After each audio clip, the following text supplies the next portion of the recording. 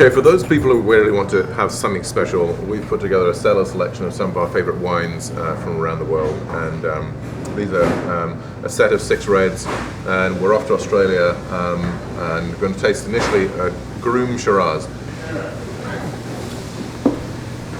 You definitely, I mean, you can just tell just by the color, just the richness of this wine, you know? The nose, you know? It's painting the glass a little bit, as you could say.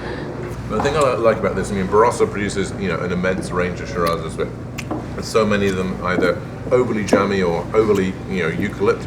And this is actually really balanced. The fruit's balanced. It's got nice acids, and you know, it's just really, you know, there's a great blackcurrant in the mouth there. It's just, you know, it's elegant as well. Yeah, when you get on the palate too, you know, even though you're expecting this kind of big, you know, kind of monstrous punch scenes, it's elegant, you know. It's smooth, it's delicious. With or without food, you can enjoy this bottle. That's what I like about this wine. I think it is serious, but it's not overdone for my palate. It doesn't blow me away. I'm not going to get killed by the super high alcohol or excessive oak or even excessive fruitiness, you know, excessive ripe fruit flavors. I think it's actually it's a big Shiraz, and yet it's very balanced and elegant too. It's like a powerful horse that's been carefully reined in. Yeah, it's good. Yeah, it's good analogy. You know, often we worry when we're trying to combine food and wine with how well it's going to match.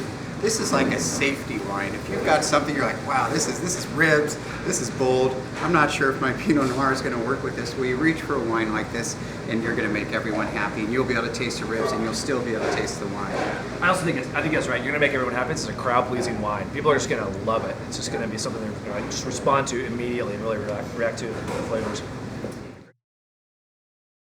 We're still in Australia, and actually still in the Barossa Valley.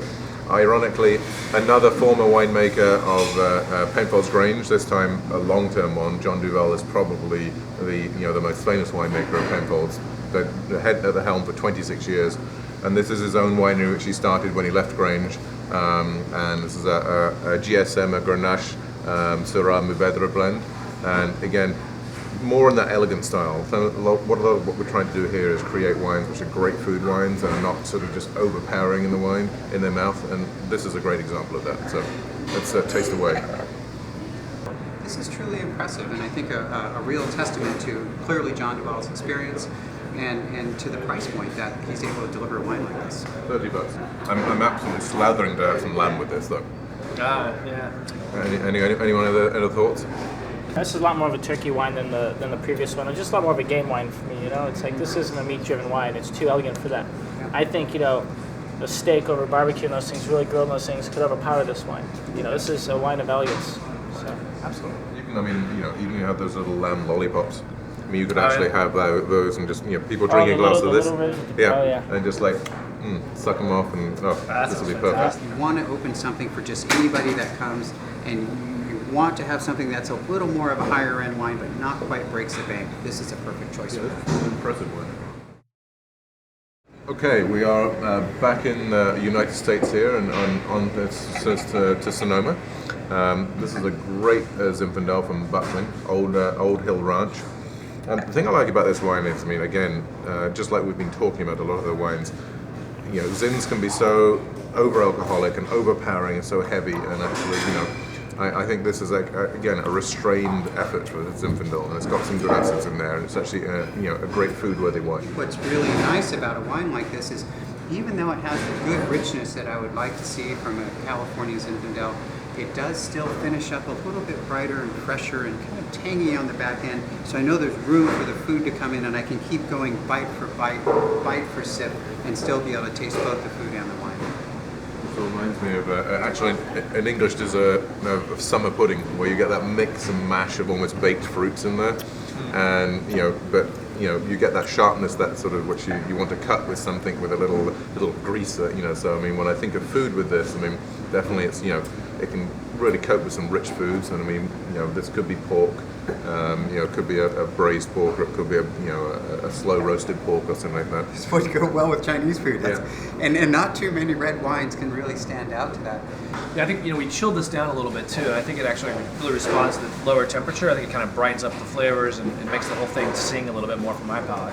Zinfandel is such a classic pairing with ribs. ribs. And so this is the other holiday wine. So we have Christmas dinner, we have Thanksgiving, but let's not forget about Labor Day.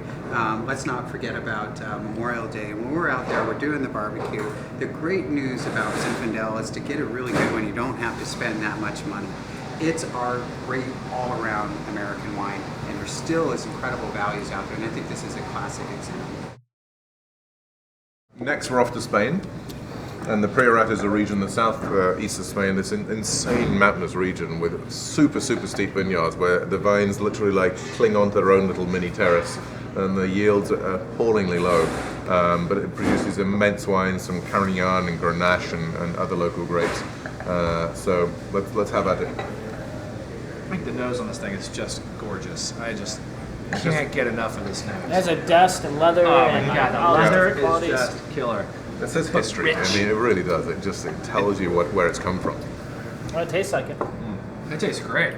And it's interesting, it's a 2004, so it's got a couple of years in the bottle already, a few years in the bottle already, and it definitely tastes like it could go longer. I mean, this is part of our Cellar selection for a reason. This will age for 20, 25, 30 years. I mean, it'll just get better and better and better. I mean, it's got that huge structure there. 2004 is a really important vintage for the Priorat region. It's the first vintage, in fact, that received perfect scores from Robert Parker, the writer that many people followed for discovering wines from emerging regions.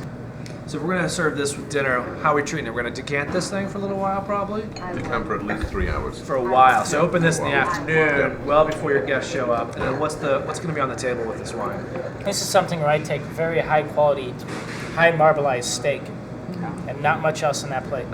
You know, this is for me just the richness and the savoriness of this wine would go with that same thing. Yeah. But, you know, we have them trudging around the supermarkets every day. But you know, I've actually had this. My favorite thing is wild boar and sausages, wild boar sausages or something like that. With just a simple sort of rice with it, and it's just like the spiciness and the richness of the wild boar just goes so well because you can almost imagine them shuffling around the mountainsides there.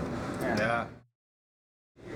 Okay, now we are off to New Zealand and to central Otago, which is in the South Island of New Zealand. A warmer Pinot climate, Tarras Pinot Noir, completely different animal to the Marsanais we just tasted, and just much more voluptuous. Kind of a halfway house between us, I think sometimes European Pinot and American Pinot. And it has a great texture. There's kind of a silkiness to this wine on the mid palate. It alludes to a richer, more California-style Pinot, but still borrows some of the old world character to it. It begins to have those layers of complexity in there where you kind of just dig into the wine and find so many different things. Right. This is unmistakably the finest area of Pinot Noir for New Zealand. And the secret's really getting out about Central Otago. And I haven't even seen this wine before, so I think this is actually really quite a find, because as good as they are and as somewhat unknown as they've been, the wines aren't that inexpensive. And so to find something like this at this price point is for me, historically unheard of. It's amazing when hobbits make wine, what happens. They should make more wine. My glass is empty. Great new discovery. Thank you. Thank you. Okay, and for the final wine in our cellar selection, we're back in the US, Central Coast this time, down in Santa Barbara, Star Lane Vineyard, Astral Cabernet Sauvignon from the Santa Ynez Valley.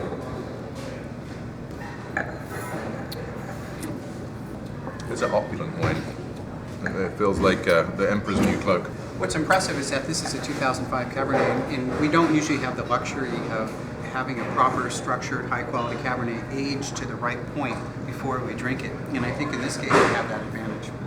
Right. So tight on the mouth. Yeah.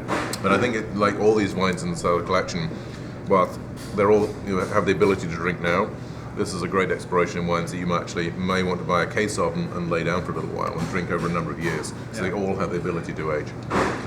So for food, what are we thinking on this? I think it's maybe a little touch of sweetness almost on the food. Maybe like a sweeter beef cut or something like that. Almost like Yeah, maybe so, that'd be fantastic. Yeah. Ossobuco sounds great. Yeah. Backing off from the steak on some of the other wines. Yeah. Or Yes, Bordelais. pork and white sauce, things like Yeah. that. Yeah, that would be great with this. Just use a touch of it, in the sauce, the same sauce you're gonna be drinking wine with. So. Absolutely. Sounds fantastic.